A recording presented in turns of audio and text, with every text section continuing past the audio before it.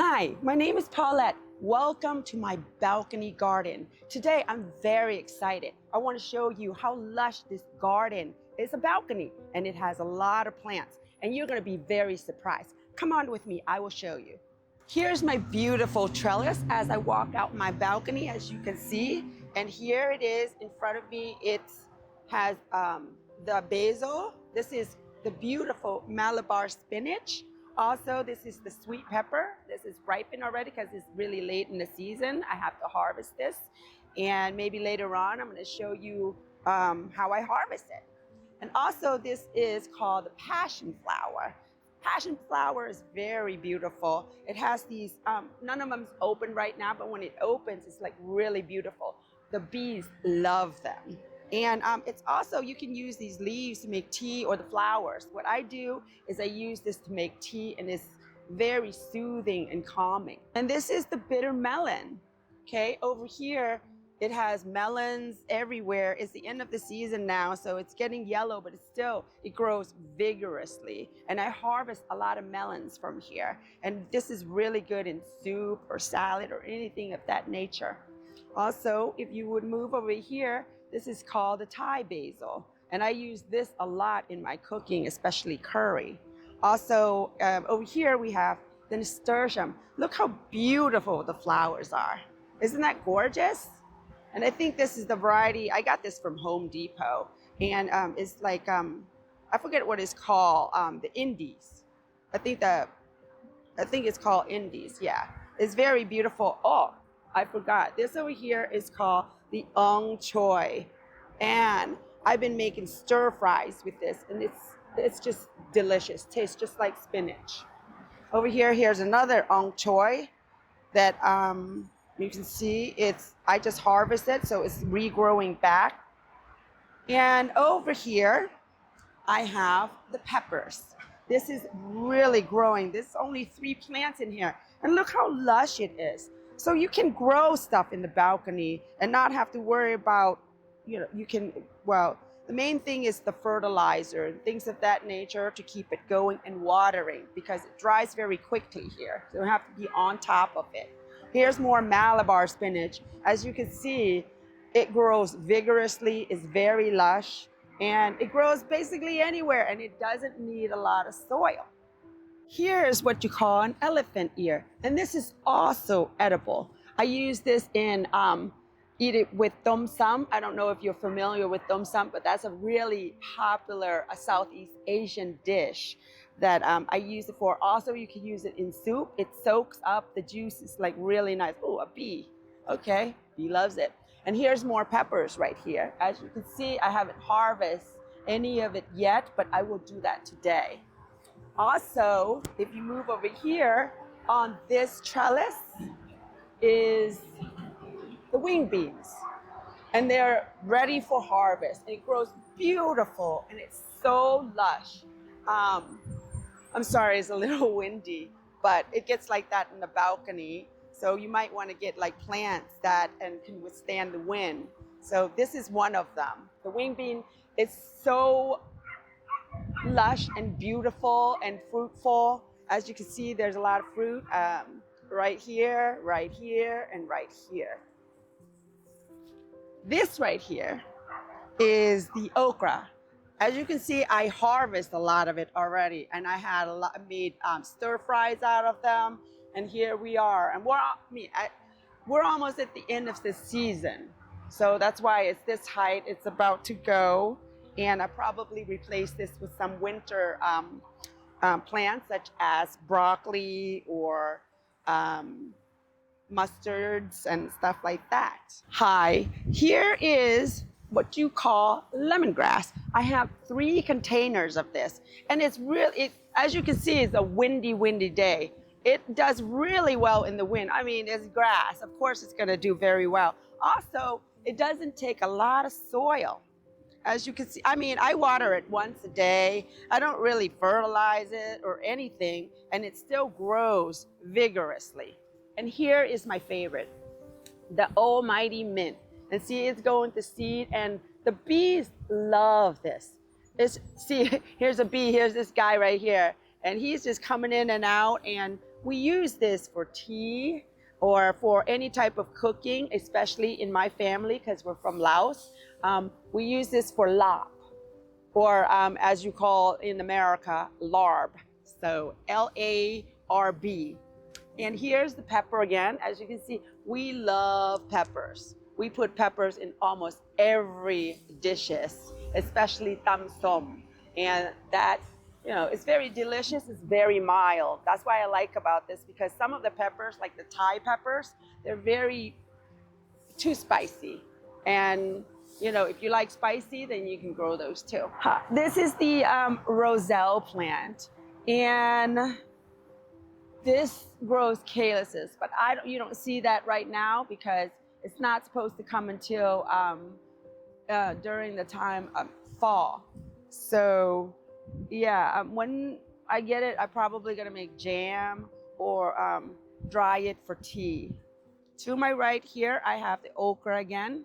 It is very beautiful and lush. It's produced a lot of okra for me throughout the season, throughout the summer. So this is I love okra. It's very delicious. I make stir fry out of them. As you can tell, I make stir fry out of everything. So here we have also the tomatoes, cherry tomatoes. And this tomato right here is very interesting because I got the seed from the store and I liked it. It's called cocktail wine, or no, just cocktail cherry tomatoes.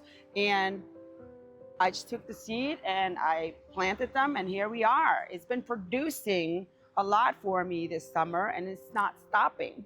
Over here, we have, behind my little table here, we have what this thing is called loofah. Loofah is very delicious soup. Let me get up and show you this, what the fruit looks like. Right here. This, I put it in soup and it just absorbs everything. This is still good. If you press it down like this, that means it's good to go. Now, if you leave this too long, it'll get really hard, but it's still useful when it's hard because people use it for sponges and things like that. Now, this plant grows beautifully on the balcony. It doesn't take that much soil at all. And I have like 4 plants in here, and in a little, I think, was that 12-gallon containers, maybe a little bit more.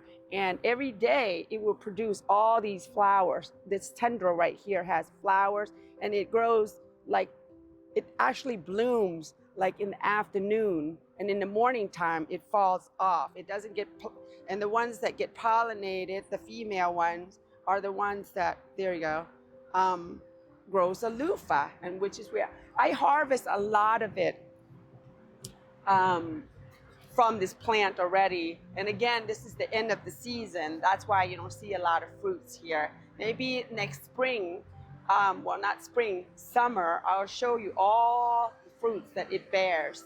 Welcome to my favorite part of the garden. This is my other trellis on the other side of my balcony.